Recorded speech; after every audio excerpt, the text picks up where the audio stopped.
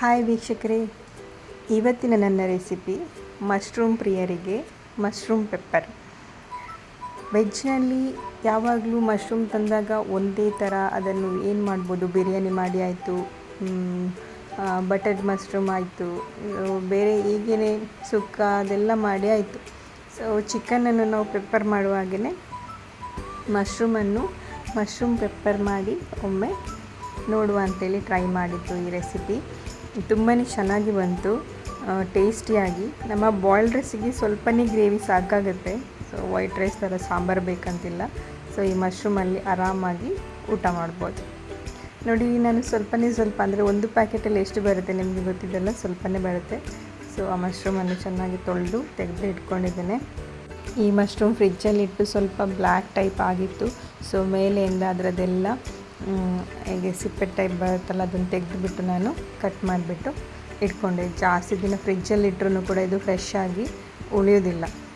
ತಂದಾಗನೇ ಮಾಡಿದರೆ ಫ್ರೆಶ್ ಒಂದು ಇರುತ್ತೆ, ಬಟ್ ನಮಗೆ ಆವಾಗವಾಗನೇ ಮಾಡಲಿಕ್ಕೆ ಆಗಬೇಕಲ್ಲ. ನೋಡಿ, ಈ ಥರ ನಾನು ಸ್ಲೈಸ್ ಟೈಪ್ ಅದನ್ನು ಕಟ್ ಮಾಡ್ಕೊಂಡಿದ್ದೇನೆ. ಕ್ಲೀನ್ ಮಾಡಿಬಿಟ್ಟು ನೋಡಿ, ಇಲ್ಲಿ ಕಟ್ ಮಾಡಿ ಸೈಡ್ನಲ್ಲಿ ಇಟ್ಕೊಂಡಿದ್ದೇನೆ. ಬೇರೆ ಬೇರೆ ಶೇಪ್ನಲ್ಲಿ ಕೂಡ ಕಟ್ ಮಾಡ್ಬೋದು. ಸೊ ಇಲ್ಲಿಂದ ಒಂದು ಬಣಲೆಗೆ ನಾನು ಕುಕ್ಕಿಂಗ್ ಆಯಿಲ್ ಹಾಕ್ಕೊಂಡಿದ್ದೇನೆ.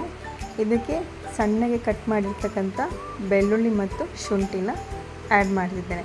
ಯಾಕಂದರೆ ಇದು ಒಳ್ಳೆಯೇ ಫ್ಲೇವರ್ ಕೊಡುತ್ತೆ. ನೀವು ಜಿಂಜರ್ ಗಾರ್ಲಿಕ್ ಪೇಸ್ಟ್ ಹಾಕೋದಕ್ಕಿಂತ ಅದನ್ನು ಚಾಪ್ ಮಾಡಿ ಹಾಕಿ ಅದು ಚೆನ್ನಾಗಿ ಎಣ್ಣೆಯಲ್ಲಿ ಫ್ರೈ ಆದರೆ ನಿಮಗೆ ತಿನ್ನುವಾಗ ಸ್ವಲ್ಪ ಸಣ್ಣ ಸಣ್ಣ ಪೀಸ್ ಬಾಯಿಗೆ ಸಿಕ್ಕಿದರೆ ತುಂಬಾ ಟೇಸ್ಟಿಯಾಗೂ ಇರುತ್ತೆ ಮತ್ತು ನಮ್ಮ ಹೆಲ್ತಿಗೂ ತುಂಬಾ ಒಳ್ಳೆಯದಂತ ಹೇಳ್ತಾರೆ. ಹೀಗೇ ಕೊಟ್ಟರೆ ನಾವು ಶುಂಠಿ ಎಲ್ಲ ತಿಂತೇವಾ? ಇಲ್ಲ ಅಲ್ಲ.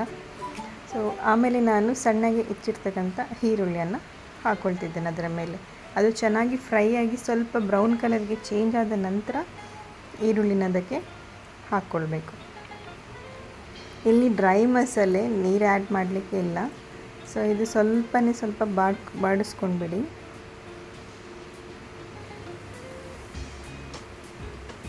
ಇದಾದ ನಂತರ ಕರಿ ಲೀವ್ಸ್ ಸ್ವಲ್ಪ ಹಾಕ್ತಾಯಿದ್ದೇನೆ. ಈರುಳ್ಳಿ ಜೊತೆ ನೀವು ಕರಿ ಲೀವ್ಸ್ ಹಾಕ್ಕೊಳ್ಳುವಾಗಲೇ ಫ್ಲೇವರ್ ಬರುತ್ತೆ.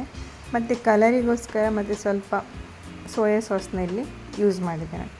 ನೋಡಿ, ಆಟೋಮೆಟಿಕ್ ಕಲರ್ ಚೇಂಜ್ ಆಗುತ್ತಲ್ಲ. ಇದಾದ ನಂತರ ಡ್ರೈ ಮಸಾಲೆ ಆ್ಯಡ್ ಮಾಡುವ. ಗರಂ ಮಸಾಲ 1 ಟೇಬಲ್ ಸ್ಪೂನ್ ಹಾಕ್ಕೊಳ್ತಿದ್ದೇನೆ. 1/4 ಟೇಬಲ್ ಸ್ಪೂನ್ ಜೀರಿಗೆ ಹುಡಿ, ಆಮೇಲೆ 1 ಟೇಬಲ್ ಸ್ಪೂನ್ನಷ್ಟು ಕೊತ್ತಂಬರಿ ಹುಡಿನ ಹಾಕಿದ್ದೇನೆ. ಇದಾದ ನಂತರ ಮೈನ್ ನಮ್ಮ ಪೆಪ್ಪರಿಗೆ ಬೇಕಾಗಿರೋದು ಪೆಪ್ಪರ್ ಹುಡಿ. ಸೊ ಇಲ್ಲಿ ಫುಲ್ 1 ಟೇಬಲ್ ಸ್ಪೂನ್ನಷ್ಟು ಪೆಪ್ಪರ್ ಹುಡಿನ ಹಾಕ್ಕೊಳ್ತಿದ್ದೇನೆ. ಜಾಸ್ತಿ ಮಸಾಲೆ ಹಾಕಲಿಕ್ಕೆ ಹೋಗಬೇಡಿ. ಸಾಲ್ಟ್ ರುಚಿಗೆ ಎಷ್ಟು ಬೇಕು ಅಷ್ಟು, ಸ್ವಲ್ಪ ಅರಿಶಿನ. ನೀನು ಜಾಸ್ತಿ ಮಸಾಲೆ ಯಾಕೆ ಹೇಳಿದಂದರೆ, ನಮಗೆ ಚಿಕನ್ಗೆಲ್ಲಾದರೆ ನೀವೆಷ್ಟು ಮಸಾಲೆ ಹಾಕಿದ್ರೂ ಅದು ಎಳ್ಕೊಂಡು ಬಿಡುತ್ತೆ. ಇಲ್ಲಿ ಮಶ್ರೂಮ್ ಇರೋದ್ರಿಂದ ಮಶ್ರೂಮ್ಗೆ ಅಷ್ಟೊಂದು ಬೇಕಾಗಿಲ್ಲ ಮಸಾಲೆ. ಸೊ ಸ್ವಲ್ಪ ಮಸಾಲೆ ಹಾಕಿದರೆ ಒಳ್ಳೆಯದು. ಇಲ್ಲಂದರೆ ನಿಮಗೆ ಆ ಮಸಾಲೆ ಘಾಟಿಗೆ ಕಹಿ ಬರಲಿಕ್ಕೆ ಸ್ಟಾರ್ಟ್ ಆಗುತ್ತೆ.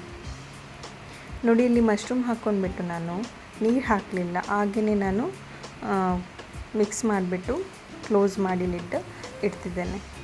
ಆಟೋಮೆಟಿಕ್ ಅದು ನೀರು ಬಿಟ್ಕೊಂಡು ರೆಡಿಯಾಗಿರುತ್ತೆ. ಇದನ್ನು ಬೇಯಿಸ್ಕೊಳ್ಳಿ. ನೀವು ಬೇಯಿಸ್ಕೊಂಡ್ಬಿಟ್ಟು ಕೊತ್ತಂಬರಿ ಸೊಪ್ಪು ಹಾಕ್ಕೊಂಡ್ರೆ ಲಾಸ್ಟಿಗೆ ಆಗೋಯ್ತು. ಸೊ ಈ ಗ್ರೇವಿನ ನೀವು ಬಾಯ್ಲ್ಡ್ ರೈಸ್ ಒಟ್ಟಿಗೆ ಹಾಕ್ಕೊಂಡ್ರೆ ಬೇರೆ ಪದಾರ್ಥ ನಿಮಗೆ ಬೇಕಂತ ಇಲ್ಲ. ಸೊ ಇದೇ ಗ್ರೇವಿನಲ್ಲಿ ನಾವು ಊಟ ಮಾಡ್ಬೋದು. ಸೊ ಅಷ್ಟು ಟೇಸ್ಟಿಯಾಗಿ ಬಂದಿರುತ್ತೆ. ಪೆಪ್ಪರ್ ಹಾಕಿರೋದ್ರಿಂದ ಸ್ಪೈಸಿ ಕೂಡ ಇದೆ. ಸೊ ಪೆಪ್ಪರ್ ನಿಮಗೆ ಗೊತ್ತಿದೆ, ತಿಂದಾದ ನಂತರ ಅದು ಸ್ಪೈಸಿ ನಮಗೆ ಗೊತ್ತಾಗೋದು. ತಿನ್ನುವಾಗ ಸ್ವಲ್ಪ ಸ್ವೀಟಾಗೇ ಇರುತ್ತೆ. ಸೊ ಇನ್ನಿಂತ ನಮ್ಮ ರೆಸಿಪಿ ಮುಗಿದೋಯ್ತು. ಸೊ ನೀವು ಕೂಡ ಮನೆಯಲ್ಲಿ ಟ್ರೈ ಮಾಡಿ ನನಗೆ ಕಾಮೆಂಟ್ ಮಾಡಿ ತಿಳಿಸಿ ಹೇಗೆ ಆಗಿದೆ ಅಂತ. ನೋಡಿ, ತುಂಬಾ ಕಲರ್ಫುಲ್ಲಾಗಿ ತುಂಬಾ ಚೆನ್ನಾಗಿ ಬಂದಿದೆ ಅಲ್ಲ. ಸೊ ನಾವಂತೂ ಮನೆಯಲ್ಲಿ ಎಂಜಾಯ್ ಮಾಡಿದ್ವಿ, ನೀವು ಕೂಡ ಮಾಡಿ. ಹಾಗೆಯೇ ಇವತ್ತಿನ ನನ್ನ ಈ ರೆಸಿಪಿ ನಿಮಗೆ ಇಷ್ಟ ಆಗಿದ್ದರೆ ಸಬ್ಸ್ಕ್ರೈಬ್ ಮಾಡೋದನ್ನು ಮಾತ್ರ ಮರಿಬೇಡಿ.